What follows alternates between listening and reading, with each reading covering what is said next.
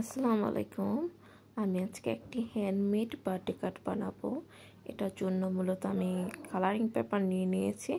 এখানে একটা কালারিং পেপারকে আমি 2 ভাঁজ করে কেটে সামনের অংশটাকে আরেকটু ছোট করে কেটে নিয়েছি। এরপরে এখানে আমি পিছনের অংশে যে অংশটার মধ্যে আমি লিখবো আর কি, ওই অংশটার জন্য আমি হোয়াইট কালার পেপারটাকে নিয়েছি। কারণ হোয়াইট কালার পেপারে যদি আমরা কোনো আর্ট করি বা কোনো রাইটিং করি, ওই জিনিসটা দেখতে খুবই সুন্দর লাগে। তাই আমি এখানে হোয়াইট কালার পেপার নিয়েছি। এটা মূলত আমি আঠা দিয়ে এটাকে লাগিয়ে দেবো।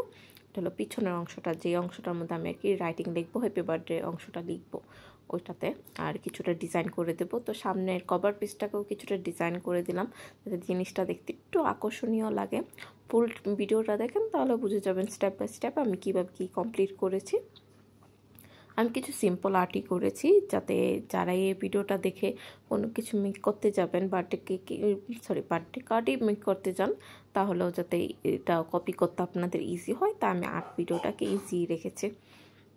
এখানে জাস্ট কিছু ড্র করে আমি এটাকে একটু ডিজাইন করার মাধ্যমে এটাকে আরেকটু আকর্ষণীয় করে নিয়েছি। এখানে আমি মূলত কালারিং সাইন পেনগুলি ব্যবহার করছি। আমি জানি না কতটুকু এখানে বোঝা যাচ্ছে, আমাদের কেন যেন মনে হচ্ছে যে সামনাসামনি মনে হয় এটা বেশি সুন্দর ছিল, ভিডিও এডিটিংয়ের কারণে মেবি ততটা সুন্দর লাগতেছে না।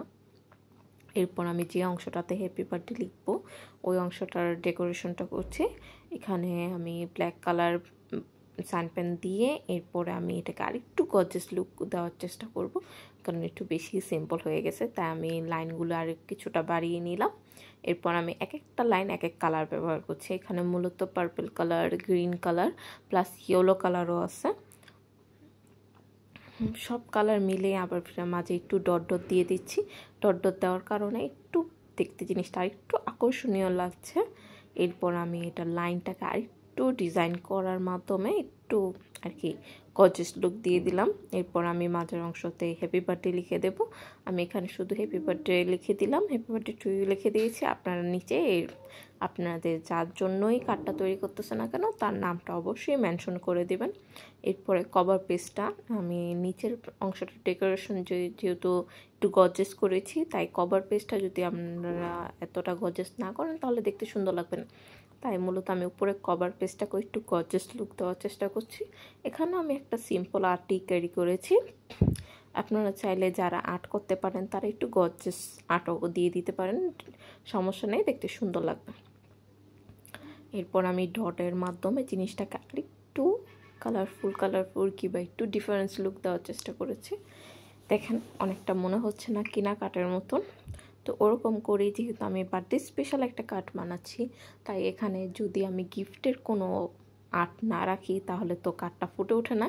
তো যে বলা সেই কাজ, আমি এখানে একটা গিফট বক্স আর্ট করে দেব, আর্ট করে এটাকে কালার করে দেব যাতে আর্ট ভিডিওটা আরেকটু আকর্ষণীয় অনেক সুন্দর লাগে।